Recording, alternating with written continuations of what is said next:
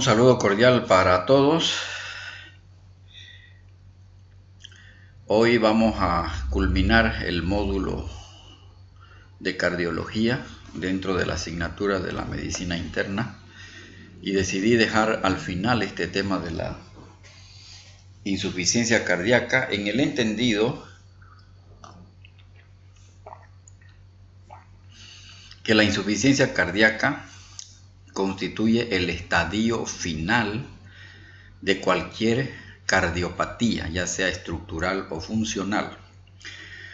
Por lo tanto, cuando estamos enfrente a un paciente con insuficiencia cardíaca, quiere decir que ese paciente ha transitado durante mucho tiempo con una cardiopatía, ya sea estructural o funcional, como decíamos, que no logró controlarse. Podemos definir a la insuficiencia cardíaca como un síndrome clínico de pronóstico pobre, es decir, de mal pronóstico en realidad, caracterizado por un conjunto de signos y síntomas que se presentan tanto como resultado de un gasto cardíaco disminuido, como de una serie de mecanismos compensadores cardiovasculares y neurohumorales.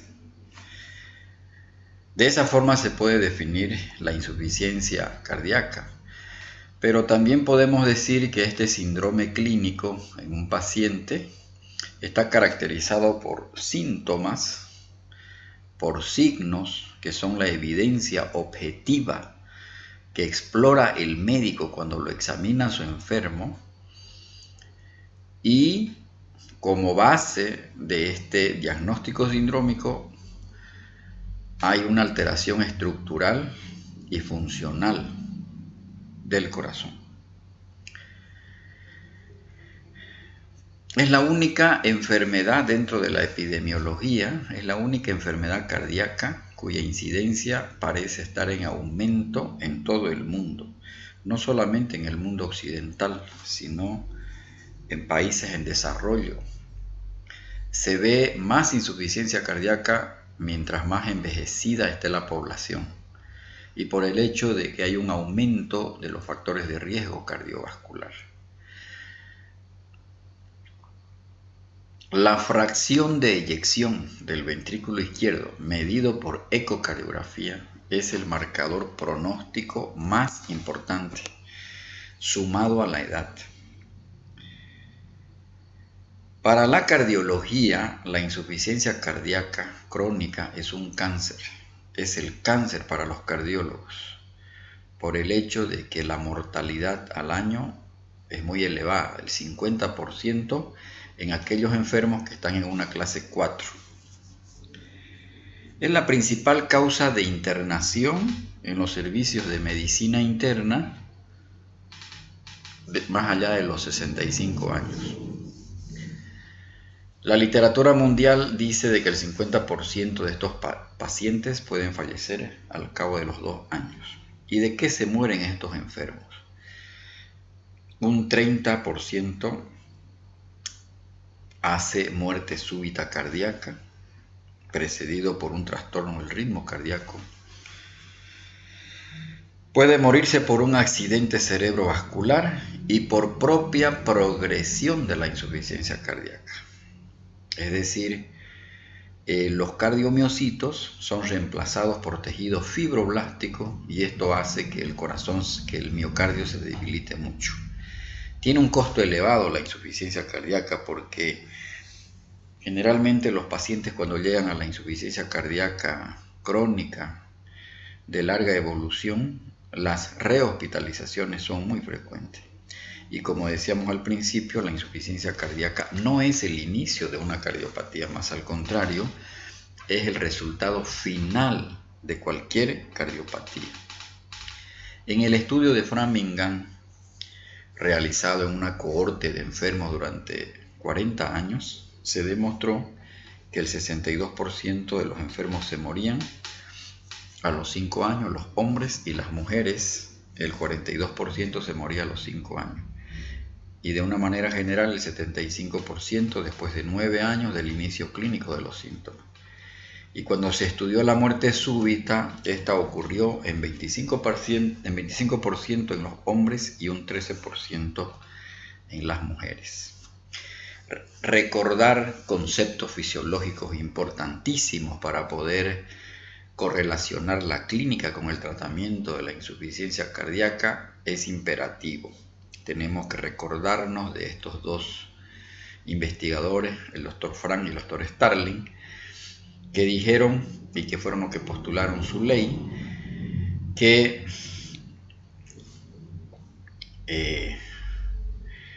la propiedad del corazón de contraerse está en relación directa, en forma proporcional a su llenado. Mientras más se llene, mientras más sea el volumen de fin de diástole, el corazón tiene una capacidad mayor de contraerse. Por lo tanto, a mayor volumen de eyección. Por esa razón, el gasto cardíaco, que se calcula a través de una fórmula, a través de la ecocardiografía, de todo el volumen de fin de diástole, el volumen telediastólico del ventrículo izquierdo, debe eyectar el corazón más del 50% de todo el volumen de fin de diástole. A eso se llama, es decir, todo este volumen que llena los ventrículos durante la diástole ventricular, a eso se llama la precarga.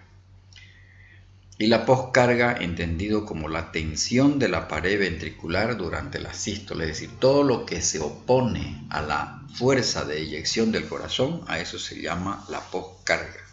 Importantísimo estos dos conceptos porque para enfocar el tratamiento medicamentoso. Entonces, la insuficiencia cardíaca como resultante final de cualquier enfermedad que afecte el funcionamiento del corazón, todas estas causas se las puede englobar en 4 mecanismos, en 4 formas de acuerdo a la noxa inicial. Por ejemplo, cuando el corazón está sometido a una sobrecarga de volumen, es decir, que el problema es sangre, es exceso de volumen dentro de la cavidad cardíaca, esto va a generar con el futuro un cuadro de diagnóstico, un cuadro compatible con la insuficiencia cardíaca. Vale decir que las valvulopatías que producen insuficiencia, como ser la insuficiencia aórtica y la insuficiencia mitral, a la larga, si esta valvulopatía no se corrige, va a llegar a la insuficiencia cardíaca. La principal causa de insuficiencia aórtica es de origen reumático y la principal causa de insuficiencia mitral también puede ser de origen reumático, pero en países desarrollados tiene otras causas, como por ejemplo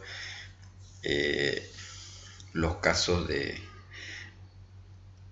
por un trastorno de la válvula mitral secundario a un cuadro crónico por degeneración mixomatosa de la válvula mitral.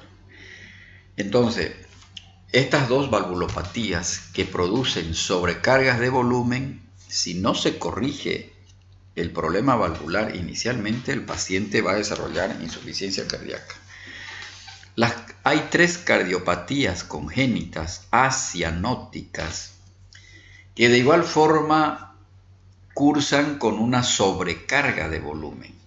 La comunicación interventricular, la comunicación interauricular y el ductus arterioso persistente. Característicamente, estas 3 cardiopatías que producen sobrecarga de volumen con hiperflujo pulmonar, si no se corrigen a tiempo estas 3 cardiopatías congénitas acianóticas, el paciente va a llegar a desarrollar insuficiencia cardíaca por una sobrecarga de volumen, es decir, con ese volumen de fin de diástole que está cada vez aumentado, porque hay un trastorno, hay una incompetencia de válvula, entonces va a llegar en un momento a hacer fracasar la ley de Frank-Starling. El otro mecanismo por el cual el paciente a la larga puede desarrollar insuficiencia cardíaca es cuando está sometido a una sobrecarga de presión. Y estas tres enfermedades, la estenosis aórtica, la hipertensión arterial y la coartación de aorta, son los tres ejemplos característicos que producen una sobrecarga de presión. Es decir, aquí hay un problema en la poscarga. El corazón tiene que hipertrofiarse para poder cumplir con su función, para poder hacer llegar la sangre, hacer que satisfacer las demandas periféricas de oxígeno. Entonces, estas tres patologías pueden provocar insuficiencia cardíaca a la larga a través de una sobrecarga de presión.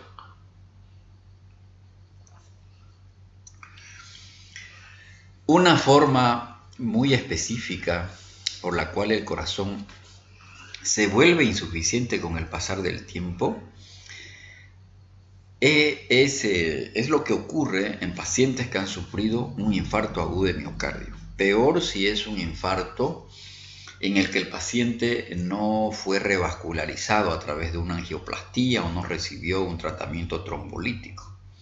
Es decir, el paciente sufre el infarto agudo de miocardio, se necrosa el músculo, se remodela el corazón, el miocardio se remodela, cambia su geometría, se vuelve esférico ese ventrículo izquierdo, y obviamente por la destrucción de los cardiomiocitos el paciente llega a la insuficiencia cardíaca. Por esa razón, lo importante en un paciente que debuta con un infarto agudo de miocardio es evitar la muerte de los cardiomiocitos, porque si se mueren los cardiomiocitos, son estas células que tienen la capacidad contráctil, son reemplazados por tejido fibroblástico. Y como los fibroblastos no están especializados en la contractilidad, por lo tanto el paciente entra en insuficiencia cardíaca. Y por esa razón hay que evitar, en todo paciente que hace un infarto agudo de miocardio, hay que evitar que el corazón se remodele, que el ventrículo izquierdo se remodele. Hay que evitar la remodelación. En la remodelación cardíaca, el ventrículo izquierdo cambia su geometría. Y finalmente, el otro mecanismo por el cual se desarrolla insuficiencia cardíaca es por una disminución generalizada de la contractilidad miocárdica. Aquí el ejemplo típico es la cardiopatía chagásica crónica. El trypanosoma cruzi lo que hace es destruir, produce necrosis del miocardio y el corazón se dilata.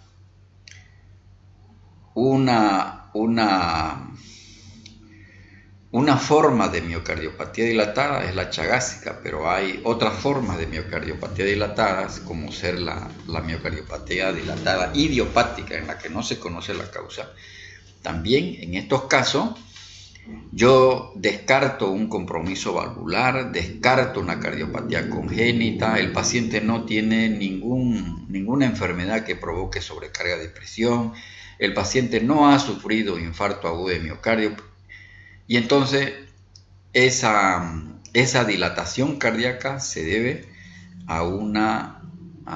tengo que buscar una enfermedad, y una de ellas es la chagásica. Puede ser alcohólica, puede ser viral.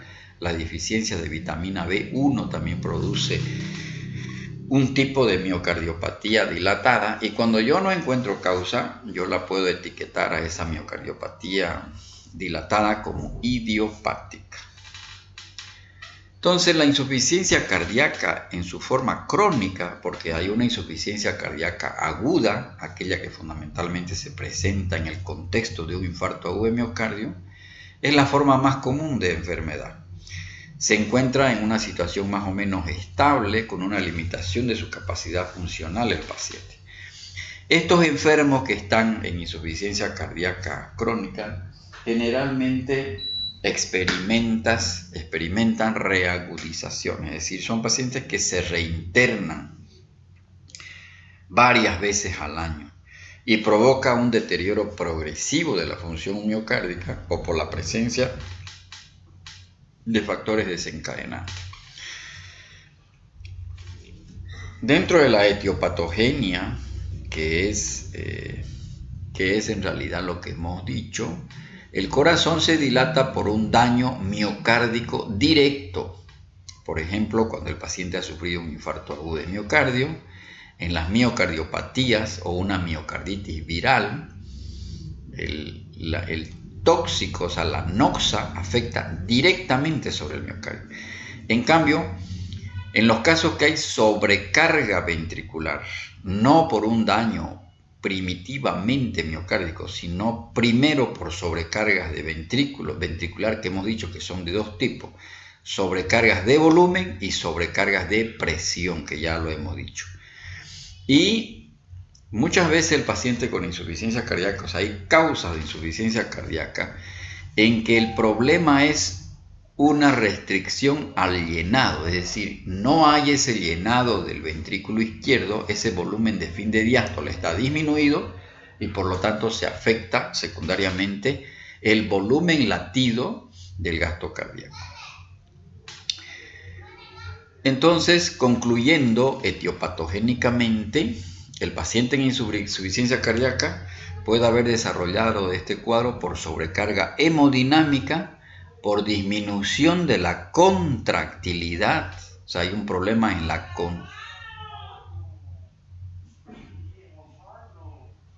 contractilidad, o por una dificultad en el llenado, es decir, el corazón del enfermo tiene dificultades para llenarse. ¿Qué mecanismos de compensación se ponen en marcha cuando disminuye el gasto cardíaco?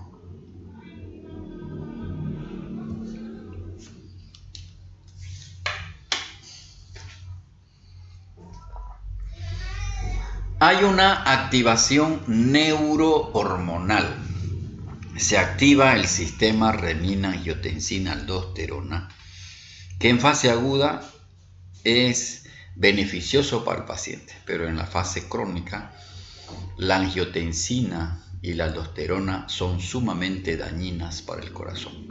El sistema nervioso autónomo también se activa. En un principio se produce una hipertrofia cardíaca, por ejemplo, típicamente un paciente hipertenso, cuando hay una sobrecarga de presión, hipertensión arterial o una estenosis aórtica, el corazón en un principio se hipertrofia y luego se dilata. Típicamente los pacientes con insuficiencia cardíaca se han remodelado, el ventrículo izquierdo ha cambiado de geometría. La palabra remodelado del corazón es deleterio para el corazón, porque el corazón, el ventrículo izquierdo se vuelve esférico y eso es deleterio para el gasto cardíaco. Y se liberan sustancias que son hormonas en realidad, que son los famosos péptidos natriuréticos que posteriormente vamos a ver. ¿Qué beneficios tiene la retención renal de líquido?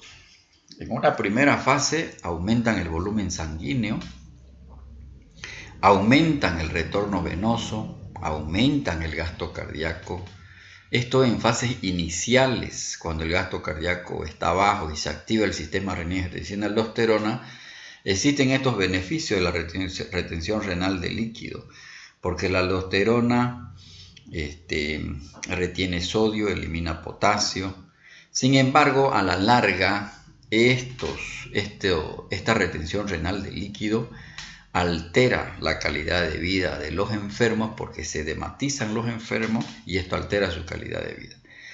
Y entonces se vienen los efectos perjudiciales de esa retención excesiva de líquido, que es la dilatación cardíaca, el edema, que puede ser inicialmente pulmonar y después se vuelve sistémico, periférico, y es lo que le preocupa a los enfermos. En realidad los enfermos, los dos síntomas más importantes que reflejan los enfermos es la disnea por el edema pulmonar y la hinchazón de las piernas, que es reflejo del edema periférico.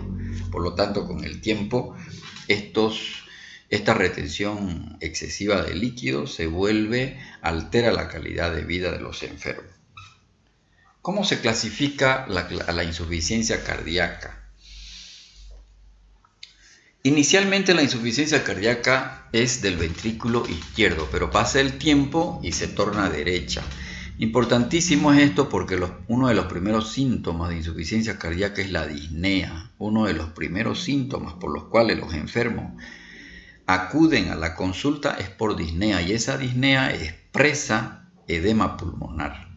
Pero cuando la enfermedad ha evolucionado y ya pasa al ventrículo derecho, esta disnea disminuye y aparecen los edemas de miembros inferiores. Hay pacientes que pueden estar en una fase compensada de la insuficiencia cardíaca, es decir, es un hipertenso crónico que está hipertrófico el ventrículo izquierdo, pero que no tiene síntomas, pero en algún momento los pacientes se descompensan, es decir, o bien porque abandonan tratamiento o bien porque progresa la enfermedad, y es frecuente por el hecho de que la insuficiencia cardíaca crónica, que es la más frecuente, es habitual que estos enfermos se reinternen muy frecuentemente. Desde el aparecimiento de la ecocardiografía, la insuficiencia cardíaca se le ha clasificado en insuficiencia cardíaca sistólica, cuando fundamentalmente hay un problema en la contractilidad, y la insuficiencia cardíaca diastólica, es decir, aquí el problema es en relación al llenado. No hay disminución de la fracción de eyección, sino que el corazón sufre porque no puede llenarse. La insuficiencia cardíaca aguda se produce fundamentalmente en el contexto de un infarto agudo de miocardio o de una endocarditis aguda, y lo más frecuente que vemos en los servicios de medicina interna y en atención primaria de salud es la insuficiencia cardíaca crónica. La insuficiencia cardíaca también se clasifica según la capacidad o la clase funcional que vamos a ver. ¿Qué es esta? Es importante saber en qué estadio se encuentra el paciente, qué clase funcional tiene. Esto lo propuso la New York American Heart Association hace muchos años atrás. Y esta clase funcional hace referencia al grado de disnea. Cuando un enfermo tiene disnea grado 1, es el paciente que sufre de cansancio cuando hace ejercicios extremos, es decir, hace ejercicios que no son los habituales para él. Clase funcional 2 es aquel paciente que tiene disnea a un esfuerzo un poco más común y corriente. Clase funcional 3 es el paciente que sufre disnea a pequeños esfuerzos. Por ejemplo, bañarse, cepillarse los dientes, vestirse, caminar 1 cuadra, 2 cuadras. Y clase funcional 4 es el paciente que tiene disnea inclusive de reposo. Y no olvidarse que esta disnea es progresiva. Los pacientes con el pasar de los años van agravándose en relación al esfuerzo. Es importante que el médico en la anamnesis pregunte bien en qué tiempo ha evolucionado, es decir, cómo ha progresado la insuficiencia cardíaca, porque inicialmente el enfermo puede decir: antes yo me cansaba cuando caminaba 5 cuadras, 6 cuadras, y ahora camino 1 cuadra y me canso. Entonces, por lo tanto, quiere decir que se ha agravado su clase funcional. ¿Por qué es importante identificar bien la clase funcional? ¿Por qué? Porque indudablemente los que están en clase 3 y clase 4 habitualmente ameritan internarse y tienen peor pronóstico que los pacientes que tienen clase funcional 1 y 2. El paciente en clase funcional 1 y 2 yo puedo tratarlo en atención primaria de salud, pero clase 3 y clase 4 ameritan internación en un segundo nivel, es decir, ameritan internarse estos enfermos. La otra forma de clasificar la insuficiencia cardíaca es según el estadio evolutivo, que lo vamos a ver enseguida. Ecocardiográficamente, la fracción de eyección, que es medida por ecocardiografía, discrimina a los enfermos en 3 tipos de pacientes, que lo vamos a ver posteriormente. Según la temporalidad, la insuficiencia cardíaca puede ser aguda y puede ser crónica. Lo más frecuente en la práctica clínica son pacientes que se encuentran en insuficiencia cardíaca crónica. Y según la sintomatología, inicialmente ya hemos dicho que la insuficiencia cardíaca empieza a ser del ventrículo izquierdo y al pasar del tiempo se vuelve una insuficiencia cardíaca global. Esta es la clasificación funcional de la New York American Heart Association, que clasifica en 4 grados, que ya lo hemos descrito. Y aquí nos vamos a detener porque esta es una clasificación muy importante, extremadamente importante para poder adecuar el tratamiento. Los pacientes que están en estadio A son pacientes que tienen algún factor de riesgo. Puede ser hipertensión arterial, puede ser un Chagas, puede ser un fumador, puede ser un diabético, un dislipidémico. No tiene, cuando se lo estudia a través de exámenes complementarios, por ejemplo una ecografía cardíaca, no tiene daño estructural, o sea, estructuralmente el corazón está sano. El paciente que se encuentra en estadio B es un paciente, por ejemplo, un hipertenso que cuando se le hace una ecocardiografía ya tiene una hipertrofia del ventrículo izquierdo, pero está asintomático. Otro ejemplo es un paciente con Chagas que tiene daño estructural porque, por ejemplo, si yo le saco un electrocardiograma puede tener un bloqueo completo derecho, pero no tiene síntomas, es decir, está en el estadio B. Por el contrario, el estadio C es el paciente que tiene ya un daño estructural, hipertenso con hipertrofia de ventrículo izquierdo, chagásico con un bloqueo completo de rama derecha, pero ya tiene síntomas. Este es el paciente que habitualmente lo encontramos internado o llega a la atención primaria de salud. Es un paciente sintomático, tiene síntomas de insuficiencia cardíaca. Y el estadio D también son pacientes que nos encontramos en la consulta externa y es un paciente que se reinterna cada vez porque ya está sintomático y muchos están ya refractarios al tratamiento.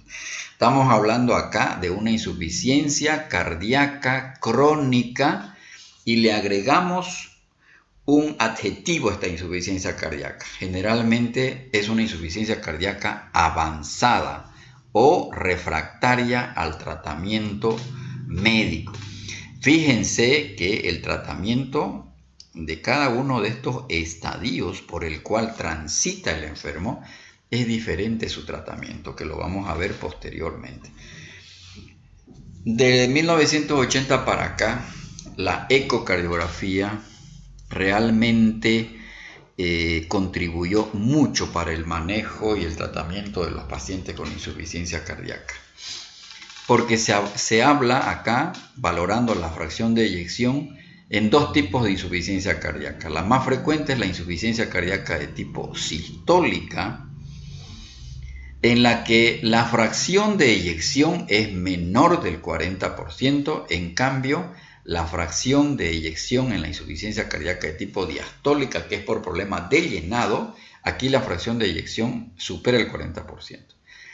El tamaño del ventrículo izquierdo, cuando es sistólica, está muy dilatado, y cuando es diastólica no está dilatado y puede estar con hipertrofia de ventrículo izquierdo. La hipertrofia de ventrículo izquierdo está usualmente presente en la insuficiencia cardíaca distólica y no es frecuente en la insuficiencia sistólica. Cuando yo voy y examino al enfermo con mi fonendoscopio, el tercer ruido es característico de la insuficiencia cardíaca sistólica y el cuarto ruido es característico de la insuficiencia cardíaca diastólica. Si le hago una radiografía, la insuficiencia cardíaca sistólica característicamente se ve cardiomegalia y en cambio en la insuficiencia cardíaca diastólica yo puedo tener un enfermo con historia de disnea, pero no siempre el corazón está dilatado. Entonces la ecocardiografía nos ha iluminado mucho a los médicos para hacer el tratamiento de la insuficiencia cardíaca, porque obviamente tiene sus diferencias en cuanto al tratamiento de la sistólica y de la diastólica y además que las causas no son las mismas. Para hacer el diagnóstico de insuficiencia cardíaca lo hacemos a través de la clínica y se utilizan los criterios de Framingham. 2 criterios mayores o un criterio mayor y 2 menores hacen el diagnóstico de la insuficiencia cardíaca. Los criterios mayores son la disnea paroxística nocturna, la ortopnea, la irritación yugular, crépitos en las bases pulmonares, el tercer ruido cardíaco, cardiomegalia a través de la radiografía o un edema pulmonar. Criterios menores, edemas en las piernas, tos nocturna, disnea de esfuerzo, hepatomegalia, derrame pleural, frecuencia cardíaca mayor a 120 latidos por minuto. Entonces sigue utilizándose los criterios de Framingham para hacer diagnóstico de insuficiencia cardíaca, pero también están los criterios modificados de Boston, pero el gold estándar para hacer diagnóstico de certeza de la insuficiencia cardíaca es a través de la ecocardiografía. Por lo tanto, dentro del cuadro clínico, uno de los síntomas muy importantes de la insuficiencia cardíaca es la disnea. Es una disnea de esfuerzo. Hemos dicho que esta disnea progresa de clase 1 a clase 4. Los pacientes pueden tener fatiga, es decir, cansancio, agotamiento muscular, intolerancia al ejercicio. Cuando va progresando aparece la disnea paroxística nocturna. En las noches los pacientes abren la ventana en busca de aire, duermen con cabecera. Y cuando la insuficiencia cardíaca progresa de ventrículo izquierdo a ventrículo derecho aparece el edema de miembros inferiores. Los hallazgos clínicos no descartan insuficiencia cardíaca y por esa razón se deben realizar estudios complementarios. Uno de los estudios importantísimos cuando uno está en un servicio de guardia o está en la atención primaria de salud es hacerle una radiografía de tórax al paciente y obtiene lo que se llama el índice cardiotorácico. Entonces hablamos de cardiomegalia cuando ese índice cardiotorácico supera el 0,5, o sea, más del 50%. Sin embargo, la cardiomegalia, la ausencia de cardiomegalia no descarta el diagnóstico de insuficiencia cardíaca por el hecho de que yo puedo tener un enfermo en insuficiencia cardíaca por disfunción diastólica. Por ejemplo, en un inicio, los hipertensos severos, crónicos, o sea, hipertensos severos que no están controlados, su hipertensión arterial, pueden acudir por disnea, pero no cumplen los criterios de Framingham para hacer diagnóstico de insuficiencia cardíaca. Es decir, pueden tener solo disnea, no tienen edema de miembros inferiores. Y la disnea es por edema pulmonar. Cuando se le hace una ecocardiografía, el paciente puede estar con una fracción de eyección mayor del 40%. Entonces, lo que está haciendo este hipertenso lo estamos encontrando en esta fase de disfunción de tipo diastólica. Y posteriormente, esa hipertrofia progresa a lo que es la dilatación cardíaca. El electrocardiograma debe realizarse a todo paciente con sospecha de insuficiencia cardíaca. Si el electrón es normal, la presencia de insuficiencia cardíaca es poco probable. Por lo tanto, tiene un alto valor predictivo negativo. En cambio, los hallazgos solo tienen valor predictivo de insuficiencia cardíaca cuando hayan signos y síntomas típicos de la enfermedad. La radiografía de tórax nos permite hacer diagnóstico y nos ayuda en el diagnóstico diferencial de un paciente que acude por disnea. En concreto, el electrocardiograma nos orienta fundamentalmente en la etiología de la insuficiencia cardíaca, es decir, cuál es la causa de la insuficiencia cardíaca. Este es un enfermo, por ejemplo, hipertenso crónico de 62 años, que acude por disnea, y cuando yo le hago un electrocardiograma lo que voy a ver es un ritmo de fibrilación auricular porque no veo ondas P y estas ondas R altas en B4, en B5 y este ST rectificado y con T negativa está hablando, está expresando, está delatando que es por la hipertensión arterial, por la hipertrofia de ventrículo izquierdo. Por lo tanto, un paciente a esta edad con historia de que es hipertenso y en el electro yo veo de que hay hipertrofia de ventrículo izquierdo, prácticamente estoy hablando de que la insuficiencia cardíaca, que la disnea del enfermo es por la hipertensión arterial. Estamos hablando entonces de una insuficiencia cardíaca por cardiopatía hipertensiva. Por lo tanto, fundamentalmente aplicamos dos criterios para hacer diagnóstico electrocardiográfico de hipertrofia de ventrículo izquierdo, el criterio de Cornell y el criterio de Sokolov, que ya lo hemos visto. cuando se suma la onda R en ABL más la onda S en B3, si es mayor a 28 milímetros, es un criterio positivo, y si es mayor a 20, es un criterio de Cornell positivo en las mujeres. Y el Sokolov clásico, la sumatoria de S en B1 más la R en B5 mayor a 35 milímetros, esto habla también de un Sokolov positivo compatible con hipertrofia del ventrículo izquierdo. Las causas más frecuentes de insuficiencia cardíaca es la hipertensión arterial.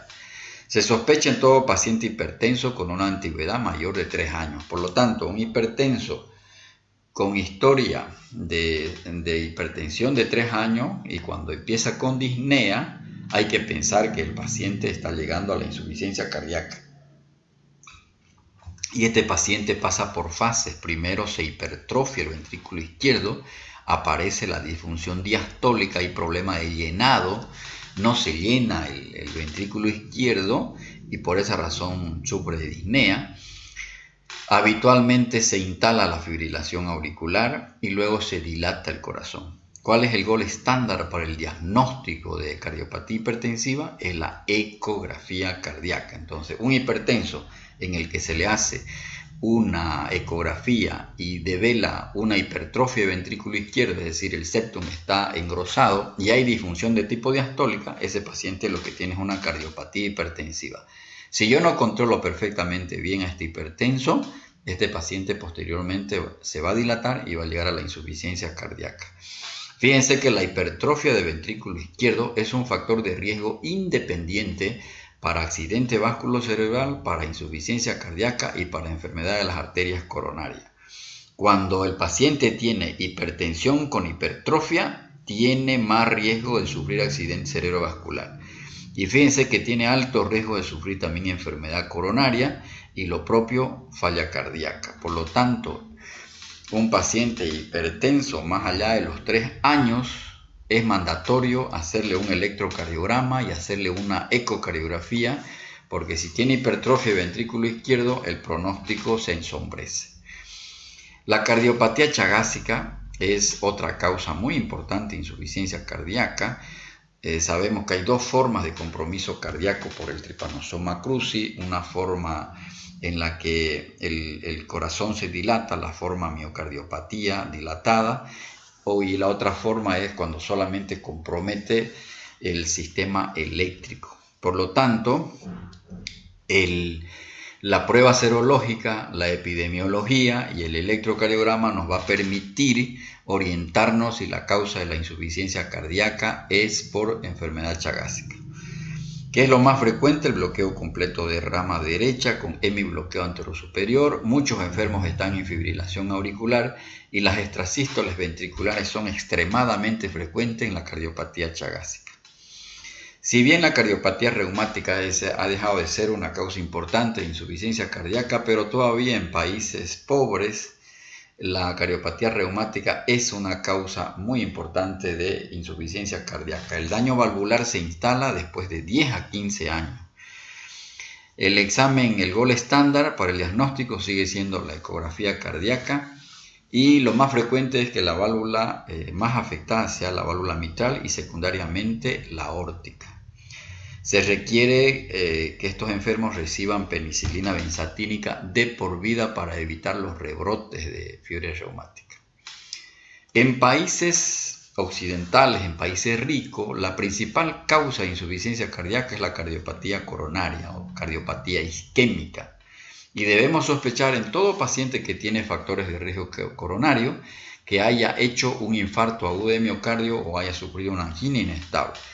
¿Cómo yo voy a saber, cómo voy a orientar mi diagnóstico? Voy a sospechar que el paciente que está en insuficiencia cardíaca haya sido por un problema coronario, porque el electrocardiograma me va a revelar la necrosis miocárdica. ¿Qué valor tienen los exámenes rutinarios en el manejo de los pacientes con insuficiencia cardíaca? Todo paciente con insuficiencia cardíaca, obviamente, hay que pedirle un hemograma. Cuando el hemograma cursa con leucocitosis, orienta a un proceso infeccioso. Y las infecciones son la principal causa de descompensación de los pacientes con insuficiencia cardíaca crónica. Cuando la creatinina está elevada, este examen es una limitante para el uso de la mayor parte de las drogas que se utilizan en la insuficiencia cardíaca. Los IECA, los ARA, los antagonistas receptores mineralocorticoides y la digoxina. Hay que tener sumo cuidado porque la creatinina elevada puede deteriorar más la función renal. La hiponatremia menor a 120 milicolentes por litro está comprobado que es un factor asociado a mal pronóstico. Hay que tener mucho cuidado con pacientes que están recibiendo diuréticos de asa como la furosemida y están recibiendo digoxina porque la hipocalemia predispone al riesgo de intoxicación digitálica. El estudio diagnóstico estándar para identificar pacientes con insuficiencia cardíaca es la ecocardiografía. Es la prueba más práctica para valorar la fracción de eyección del ventrículo izquierdo. Por lo tanto, desde hace algunos años, los pacientes con insuficiencia cardíaca y de acuerdo a la FEBI, a la fracción de eyección del ventrículo izquierdo, se discriminan en tres grandes grupos. O se clasifican en tres grandes grupos. Insuficiencia cardíaca con fracción de eyección reducida, cuando es menor de 40% la FEBI, y insuficiencia cardíaca con fracción de eyección conservada, cuando es menos del 50%, y hay un grupo intermedio, de rango medio, aquellos enfermos que están entre los 40 y los 49, entre el 49% de la fracción de eyección del ventrículo izquierdo. Por lo tanto, esa es la clasificación actual de acuerdo a la valoración de la fracción de eyección del ventrículo izquierdo. Los péptidos natriuréticos actualmente forman parte de todo el arsenal de exámenes, de los estudios de gabinete, de los estudios que se le pide a un enfermo con insuficiencia cardíaca. El que más se utiliza es el BNP, el péptido natriurético, en realidad cerebral, pero se libera en el ventrículo izquierdo. ¿Y qué función tienen estos péptidos? En el diagnóstico de insuficiencia cardíaca, en función del punto de corte y los valores individuales, hay factores, hay valores, y su mayor utilidad radica en un poder predictivo negativo. Prácticamente cuando el BNP es normal, uno como médico está autorizado a descartar insuficiencia cardíaca. Y también se solicita en situaciones de disnea de diagnóstico dudoso, cuando el médico tiene dudas que la disnea sea por insuficiencia cardíaca. En estos casos el BNP y el ProBNP nos ayuda en el diagnóstico. También son hormonas que se liberan y nos ayuda en el pronóstico y también para la monitorización del tratamiento. ¿Con qué patologías yo debo hacer diagnóstico diferencial de la insuficiencia cardíaca? Con el corazón pulmonar crónico, con la enfermedad pulmonar obstructiva crónica y con la fibrosis pulmonar. Prácticamente acá es importante los antecedentes del enfermo. Importante es hacer una buena anamnesis para hacer diagnóstico diferencial de la insuficiencia cardíaca porque no se tratan de la misma forma. ¿Cuáles son los objetivos del tratamiento de un paciente con insuficiencia cardíaca? Hay que mejorar la calidad de vida, el control de los síntomas. Lo ideal es prolongar la supervivencia de los enfermos. Hay que prolongar la supervivencia, hacer que el paciente viva más.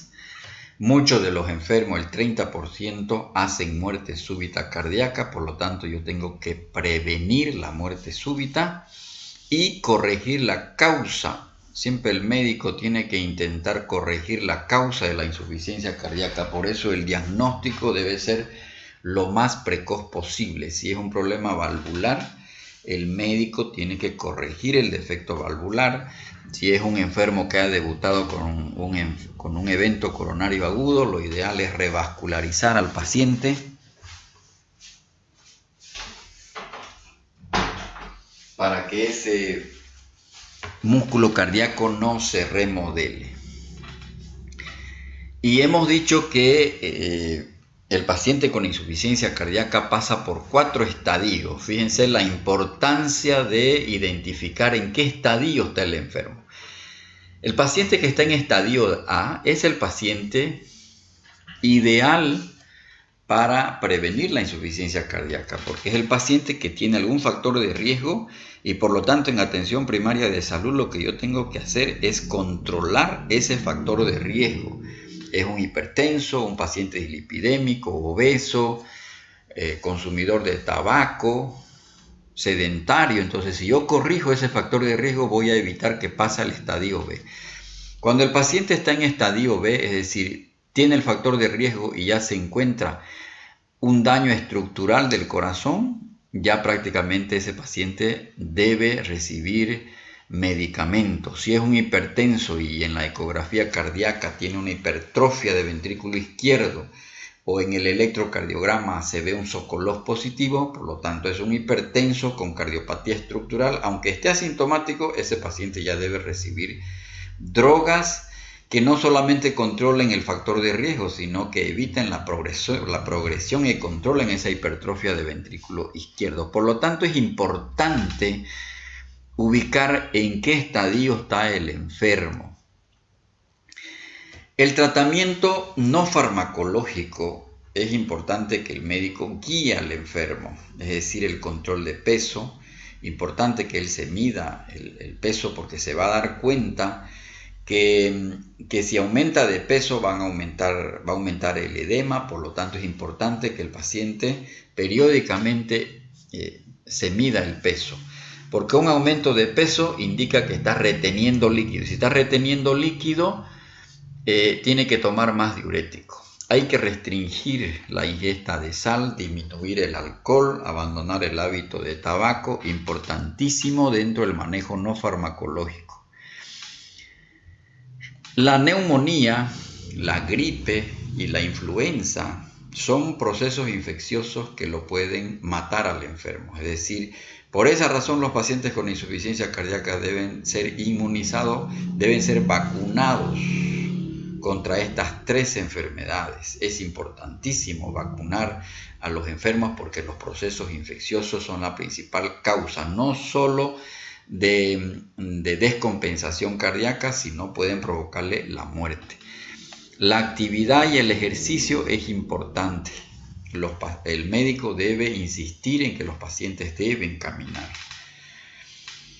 La actividad sexual es un tema muy importante de abordarlo con los enfermos.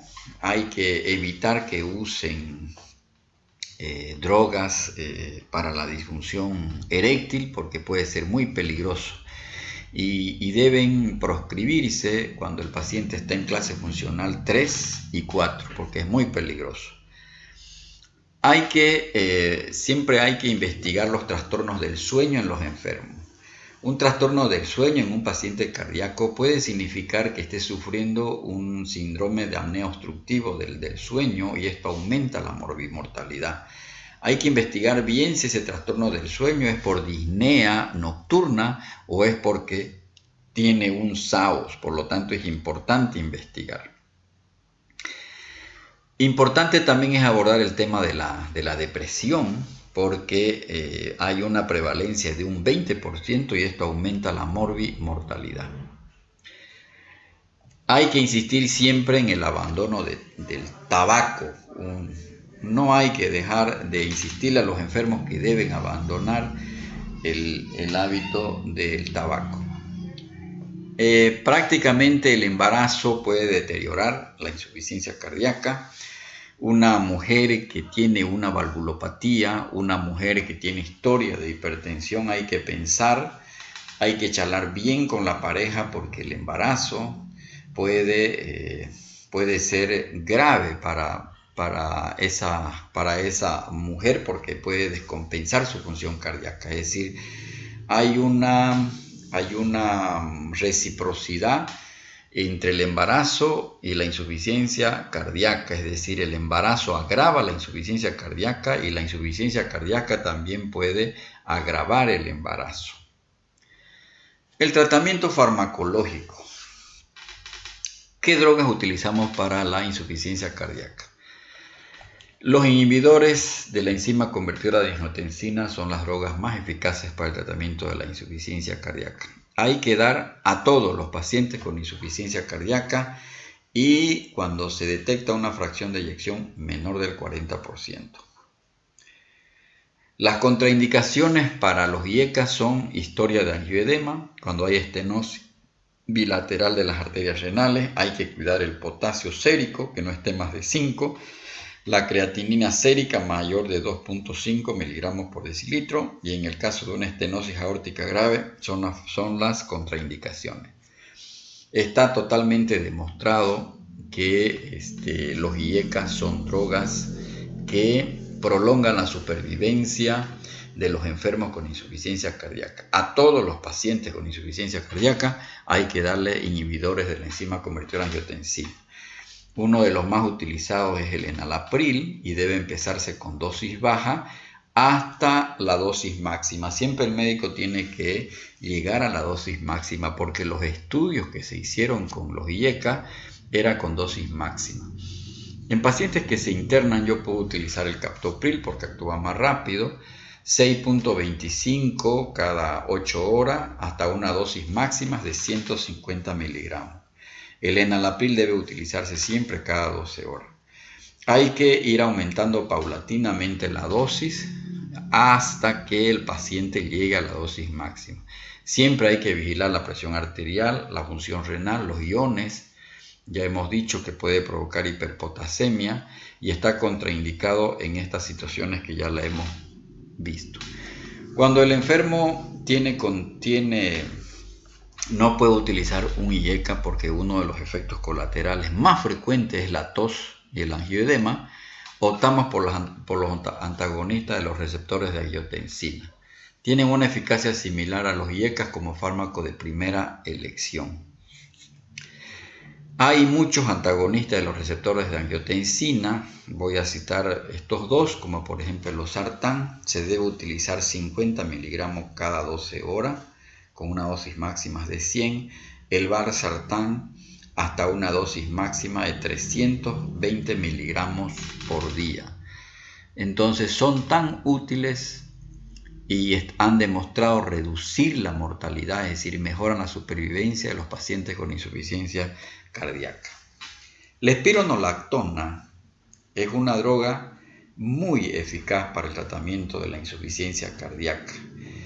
En este estudio RALES, que se hizo con más de 1.600 pacientes, se demostró que cuando se utilizaba en pacientes que estaban en clase funcional 3 y 4, con fracción de eyección menor de 35%, estos enfermos mejoraban la supervivencia, reducían la tasa de mortalidad por muerte súbita y los enfermos se beneficiaban de las rehospitalizaciones. Por lo tanto, la espironolactona es una droga que no se utiliza fundamentalmente como diurético, sino que se utiliza por el hecho de que al anular el efecto de la aldosterona, esto tiene beneficios muy importantes como lo han demostrado los estudios, es decir, reduce la fibrosis cardíaca, mejora la función endotelial y por el efecto de que al anular la aldosterona evita la retención de sodio y de agua.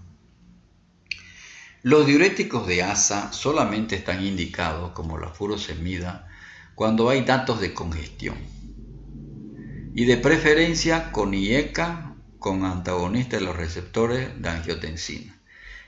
El único problema que hay que tomar en cuenta cuando uno utiliza la furosemida es la hipopotasemia, y la hipopotasemia y la hipomagnesemia hay que monitorizar muy bien porque cuando el paciente está recibiendo digoxina tiene riesgo de intoxicarse. Los diuréticos se utilizan en clase funcional 2 a 4. Es decir, para utilizar diurético el paciente tiene que estar congestionado, tiene que estar con edema pulmonar o con edema periférico. No es conveniente utilizar diuréticos en clase funcional 1, por ejemplo, cuando el paciente no tiene disnea o no tiene edema. ¿Cuáles son los diuréticos de asa? La furosemida, que vienen comprimidos de 20 y ampollas de 40 miligramos. La bumetanida, que es más potente que la furosemida, viene en comprimidos de 1 miligramo. Y la torasemida, que viene en comprimidos de 5 y de 10 miligramos. Los diuréticos tiacídicos no tienen un lugar en el tratamiento de la insuficiencia cardíaca. Generalmente no se utilizan, solamente se utiliza en el caso que esté frente yo a un paciente con hipertensión arterial, no se controle la hipertensión arterial con un IECA o con un ARA, en ese caso agrego un diurético tiacídico. Los efectos secundarios de los diuréticos no hay que olvidarse: la hiponatremia, hipopotasemia, hipomagnesemia, hiperuricemia, gota. Tienen varios efectos colaterales que el médico tiene que vigilar. La dosis máxima diaria de furosemida es de 160 miligramos, la bumetanida 5 y la torasemida 10 miligramos. Ya hemos dicho, dentro de los antialdosterónicos, la espironolactona, que en el estudio RALES se demostró que evidentemente mejora la supervivencia, y posteriormente aparece la eplerenona. Tiene sus ventajas. ¿Por qué? Porque la espironolactona tiene 3 efectos colaterales muy importantes que hay que vigilarlo, y es la hipercalemia. No se puede utilizar cuando la creatinina está más de 2.5, y el otro efecto colateral es la ginecomastia, que puede llegar hasta el 10%. En cambio, la eplerenona no tiene menos riesgo de provocar ginecomastia. Y tiene las mismas indicaciones en realidad en pacientes con insuficiencia cardíaca. Si bien la espironolactona era para pacientes en insuficiencia cardíaca en clase funcional 3 o 4, la eplerenona ya se puede utilizar en clase 1 y 2. El estudio que demostró los beneficios fue el estudio EFESUS. Por tanto, en principio no habría que administrar espironolactona hasta conocer la fracción de eyección y la respuesta sintomática al resto del tratamiento. Es decir, para que yo utilice un antialdosterónico, tendría que saber por ecocardiografía cuánto es la fracción de eyección. Los beta bloqueantes, que inicialmente estaban contraindicados en la insuficiencia cardíaca, pues ya desde hace muchos años se ha demostrado que son muy útiles en la insuficiencia cardíaca, pero son fundamentalmente 4 los beta bloqueantes: el bisoprolol, el carvedilol, el metoprolol y el nebivolol. Estas drogas deben utilizarse siempre y cuando el paciente no esté congestionado. El paciente no tiene que estar edematizado y tiene que estar con el tratamiento estándar para insuficiencia cardíaca, con IECA, con antialdosterónicos y con digoxina. Siempre deben empezarse con dosis baja. El bisoprolol viene en comprimidos de 5 y de 10 miligramos y debe empezarse con una dosis de 1.25 e ir subiendo la dosis por lo menos cada semana. El carvedilol viene en comprimido de 6.25, 12.5 y de 25. Y también se debe empezar con dosis bajas. Están contraindicados los beta bloqueantes cuando el enfermo es portador de enfermedad pulmonar obstructiva crónica, asma bronquial, arteriopatía periférica, diabéticos, con pacientes con bradiarritmias y en pacientes que tienen hipotensión arterial. En cuanto a los aspectos prácticos para iniciar beta bloqueante, hemos dicho que debe iniciarse a dosis baja.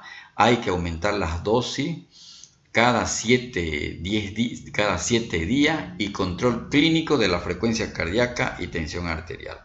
Si la presión empieza a bajarse, hay que reducir otro IECA, se puede reducir un diurético, pero en lo posible hay que mantener los beta bloqueantes porque han demostrado una disminución de la mortalidad y la muerte súbita cardíaca.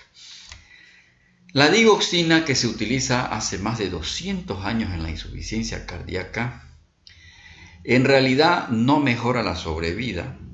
Los pacientes igual se mueren por insuficiencia cardíaca, por lo tanto, tiene sus indicaciones precisas. Se debe dar en insuficiencia cardíaca sintomática y fundamentalmente cuando está con fibrilación auricular, porque disminuye la respuesta ventricular. La digoxina debe indicarse cuando la fracción de eyección es menor de 40%. No debe indicarse si la fracción de eyección supera el 40%. Y tiene muchas contraindicaciones la digoxina. La digoxina lo que mejora fundamentalmente es la calidad de vida, mejora el edema, mejora la disnea, pero no mejora la supervivencia. Los enfermos igualmente se mueren. Esto fue un estudio, el estudio DIC, que demostró que a la larga los pacientes se morían. Entonces, ¿en qué caso debo utilizar digoxina? En todo paciente con insuficiencia cardíaca crónica con fibrilación auricular. Y si el paciente está en ritmo sinusal, debe reservarse la digoxina cuando hay cardiomegalia y tercer ruido cardíaco y siempre y cuando no haya una obstrucción valvular. Sabemos que la digoxina es un inotrópico, inhibe la bomba sodio-potasio ATPasa, por lo tanto disminuye la salida del sodio y lo que hace es aumentar los niveles de calcio. Tiene un efecto inotrópico positivo porque aumenta la contractilidad, estimula la función vagal y por eso es que disminuye la frecuencia cardíaca. Por eso es que es ideal en el paciente que está en insuficiencia cardíaca y con fibrilación auricular porque disminuye el tono simpático. Este fue el estudio DIC, que demostró que la digoxina no mejoraba la supervivencia. Por lo tanto, lo que hace la digoxina es simplemente mejorar la calidad de vida. ¿Qué contraindicaciones tiene la digoxina? No debe utilizarse cuando hay miocardiopatía hipertrófica, síndrome de Wolff-Parkinson-White, cuando hay trastornos bradicárdicos como ser el bloqueo AB, el bloqueo sinusal. No debe utilizarse cuando el paciente está cursando un infarto agudo de miocardio. En las miocardíticas no tiene efecto y cuando hay disfunción de tipo diastólica, es decir, la digoxina debe utilizarse cuando hay disfunción de tipo sistólica. Tiene mucha toxicidad la digoxina. Por esa razón hay que vigilar mucho la digoxina. El efecto entre lo tóxico y el efecto beneficioso es muy estrecho.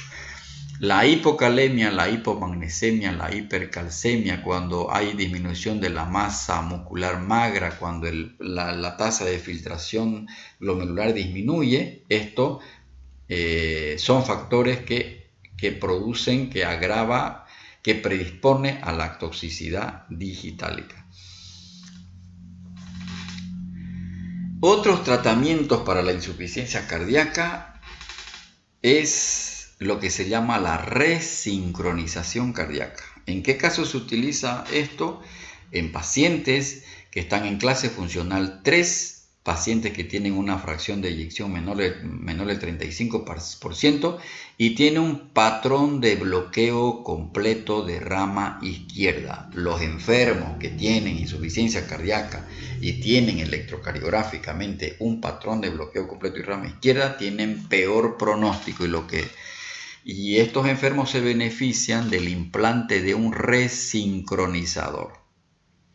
Acá se ve un marcapasos con 3 cables, un cable que va a ventrículo derecho, otro cable que va a la aurícula derecha y un cable que va a seno coronario. Por lo tanto, a esto se llama el resincronizador cardíaco indicado en estos casos de insuficiencia cardíaca.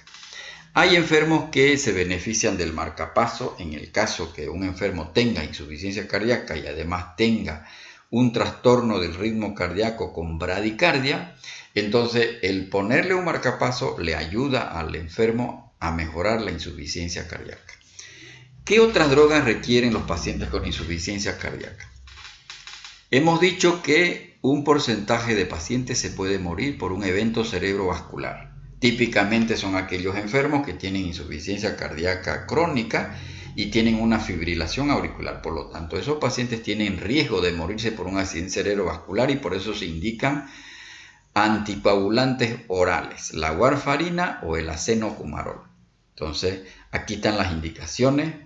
pacientes que tienen ICC con fibrilación auricular, un paciente chagásico que tiene un aneurisma en la punta del ventrículo izquierdo, en los pacientes que tienen fracción de eyección menor del 40%, estos pacientes necesitan warfarina para prevenir el evento cerebrovascular. No hay que olvidarse que hay que aplicar el score CHATS para valorar si el paciente debe utilizar un anticoagulante, porque este CHATS nos permite predecir el riesgo de accidente cerebrovascular. La vacunación hemos dicho que es fundamental en los pacientes con insuficiencia cardíaca. Deben recibir 2 vacunas fundamentalmente, la vacuna antineumocócica, la Neumo 23 y el Prevenar 13, y la vacuna antigripal y la vacuna contra la influenza, en el entendido que estos pacientes tienen alto riesgo de descompensarse y puede desencadenar la muerte cuando sufren estos procesos infecciosos. Hagamos lo que hagamos, muchos de nuestros enfermos pueden llegar a esta fase de insuficiencia cardíaca muy avanzada, a lo que se llama insuficiencia cardíaca refractaria. Hay que hacer una evaluación bien hecha para definir si el paciente cumple los criterios para insuficiencia cardíaca avanzada, y estos pacientes deben ir a trasplante cardíaco. ¿Qué valores o qué variables, desde el punto de vista clínico, tienen una predicción pronóstica? Es decir, ¿cuáles son esos elementos que me predicen un pronóstico malo en la insuficiencia cardíaca? A mayor edad, mayor riesgo de muerte. La fracción de eyección del ventrículo izquierdo es un factor pronóstico fundamental. Pacientes que están con una fracción de eyección menor a 35% o aquellos que están con menos de 20% y tienen alto riesgo de muerte. A mayor clase funcional, los pacientes de clase funcional 3 a 4 tienen alto riesgo de muerte. Mientras más altos estén los valores de los péptidos natriuréticos, mayor riesgo de mortalidad. Y un sodio plasmático menor a 120.000 equivalentes por litro también está asociado a un alto riesgo de mortalidad. ¿Qué factores precipitan descompensación cardíaca? Es decir, es un paciente con insuficiencia cardíaca y se descompensa por insuficiencia cardíaca. Abandono de tratamiento cuando la medicación está subóptima. Es frecuente, las infecciones son fundamentalmente respiratorias, son una causa importantísima de descompensación. La anemia y la transgresión alimentaria son factores que pueden precipitar la descompensación. Conclusiones: la insuficiencia cardíaca es un síndrome de diagnóstico clínico. La clasificación más importante es por el tipo de disfunción sistólica y diastólica que lo determina la ecocardiografía. Siempre debemos estratificar según la clase funcional y el daño estructural. Y a mayor comprensión de la etiología y la fisiopatología, el diagnóstico y el tratamiento han de ser más acertados. Muchas gracias.